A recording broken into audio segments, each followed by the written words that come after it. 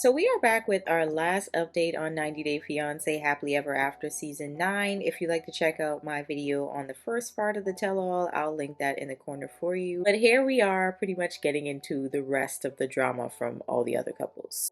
So by the end of part 1, we'd finally moved on from Gino and Jasmine to the couples trio. We have Lauren and Alexi, Liz and Andre, and of course Jovi and Yara. Now Lauren and Elizabeth were already getting into it, and Andre and Alexi joined in, and by part 2 they were already kind of knee deep in the same argument that they found themselves in the majority of the show. They were all just kind of rehashing the whole calling Andre a horrible person issue, and even though he is obviously a DICK, Elizabeth was still defending him and the way he talks to everyone. But then they brought on Nova, Lauren's friend, and Elizabeth just starts to shut down. She even needs to leave for a bit because it just became too much for her, she says. But what was crazy was Andre demanding that Nova apologize, as if she would actually do that after y'all spent the last several minutes arguing back and forth. So she doesn't apologize, and Lauren goes after her to make sure that she's okay. But Andre is just such a D-bag in my opinion, but I have to admit he has some likable moments here and there. They're just few and far between. But I think it's fair to say that they all just need to be away from each other. But when we get to Yara and Jovi, the main issues between them seem to be Jovi saying things before thinking, which brings us back to when he said that Yara's photos from her teen years were terrible and just the worst. Y'all remember that moment. And then of course there's the issue of Jovi wanting a child, but Yara wants him to find a different job where he doesn't have to travel so much, where he doesn't have to be away from home for such prolonged periods of time,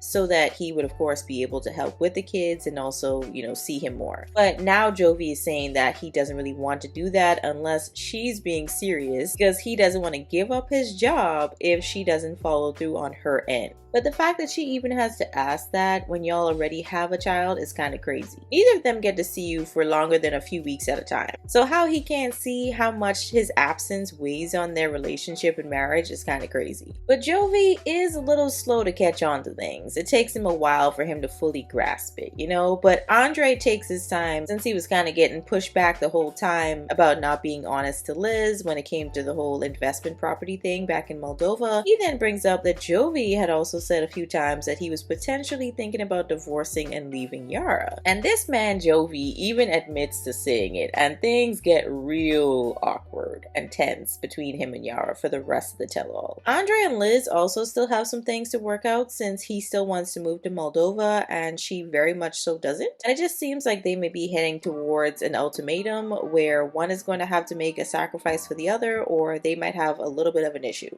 After all the carnage with this group of frenemies, we went into Brandon and Julia's drama, and Julia does share with everyone that they're expecting their first child, but only after having an emotional breakdown because this whole fertility journey has been really intense. But the group convinces her to tell their parents, and they finally do. But of course, Betty felt a little bit of a ways about just now hearing about the news and hearing it second to Julia's parents, which we already knew was probably going to happen, but all of them were pretty happy about the new addition to the family. However, something just tells me Betty is going to have a pretty hard time giving Julia and Brandon the space to even breathe during and after this pregnancy. Now, somewhere in the mix here, we start getting into Cara and Guillermo's little situation. According to them, they are still separated, which I don't think any of us is really surprised by, but neither of them trust each other, and it seems like they're just in limbo at the moment. But Cara does admit that the guy that she's working with when it comes to her music would definitely sleep with her if she asked. So it just seems like she's willingly putting herself in a situation where she could potentially put her marriage in jeopardy, and then wonders why Guillermo is looking at her sideways. It makes no sense. Now, when it came down to Darcy and Georgie, the question here still was the same. What is Georgie's plan? Because he always acts like he has one foot in the marriage and one foot out. Like he's just waiting for the perfect time to excuse his grand escape, and Darcy is just being dragged along until he acts on it. He's also still playing around with the idea of possibly having kids, and obviously Darcy won't be the one to give them to him. So it really just seems like Georgie is just wasting time here. Of course, they had to bring out Stacy and Florian, but they really didn't bring any new information to the table, just kind of repeating what I just said. But it seems like they have their own marital issues choose to work through, which isn't really surprising considering they were literally just on the last resort with Gino and Jasmine. And it looks as though Florian has gotten a job in another state far from Florida and is making a life for himself without Stacy, and understandably she doesn't like that. But back to Darcy and Georgie. I think Darcy should just take a second and put a pause on all that plastic surgery and procedures that she's been doing and file those divorce papers and move on with her life. Actually, I saw her recently and it looks like she's gotten a lot of her face fillers dissolved, but that's besides the point. I think they should just honestly just let each other go and move on. So after all this drama, everyone packs up and heads back to the house one last time. Alexi and Lauren skedaddled out of there real fast, hugged everyone except for Elizabeth and Andre, of course, and they were out of there. But then Cara and Guillermo get asked if they'll take another crack at their marriage and working things out, but Cara just starts crying about things being hard, so who knows what's going to happen with those two. Gino reveals to the group that he actually still has Jasmine's underwear from the first night when she was rubbing it all over his bag and then put it in his bag. It was just really bizarre to watch, but yeah, she did that. Jasmine and Yara discuss the whole Jovi potentially wanting to divorce her thing, but she is strangely pretty calm about it, but at the same time pretty pissed. Jasmine and Matt, on the other hand, are not in a good place because she thinks she can basically have him stick around forever and not really worry about him ever leaving, even though she basically turned his marriage proposal down. I'm not sure how she came to that conclusion that he's just gonna wait around forever, but anyway. So she's now also upset with him because he was apparently sleeping with another woman around the same time that she had started having the open relationship and sleeping with him outside of Gino.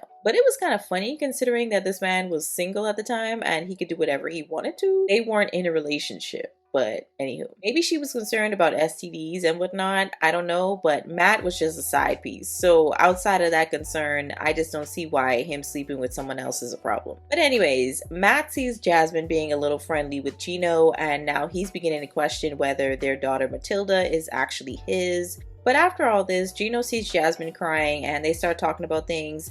And of course, how Gino believes that she never really loved him, yada yada. You know, the same thing that they were arguing about the entire tell-all. But I think she definitely did love him, but their relationship was kind of doomed from the moment they met each other in person when he first came to Panama. I just honestly think they were never going to work. They were just always arguing. Jasmine was always yelling and crying, and it was just chaotic all the time. Logistically, it was going to always be disastrous. But Matt does unfortunately walk in at the same moment that Jasmine tells Gino that she never would have even entertained Matt if things were going good in their marriage. So of course Matt feels a little bit of a way about that, but they get to the car to head to a hotel since they weren't staying at the house. And while on the drive there, Matt is crying about being stuck with Jasmine if their daughter is his biological child, and of course looking like a fool if she's not. So either way, it seems like he's just miserable and doesn't really want to be with her at all. So I don't know what's about to happen with that one because their situation was just a mess from the start. But that's going to be it on this one. I feel like there wasn't really as much to discuss here considering that a lot of what was brought up had been discussed to death during the season, and I didn't really feel like bringing it up again. I'm just going to be honest with y'all. But I heard that they have already started another season of Before the 90 Days with all new couples, so stay tuned for a video on that one, and also another installment of 90 Day Fiancé the other way because things have definitely been heating up over there as well. But I'll catch you guys in the next one.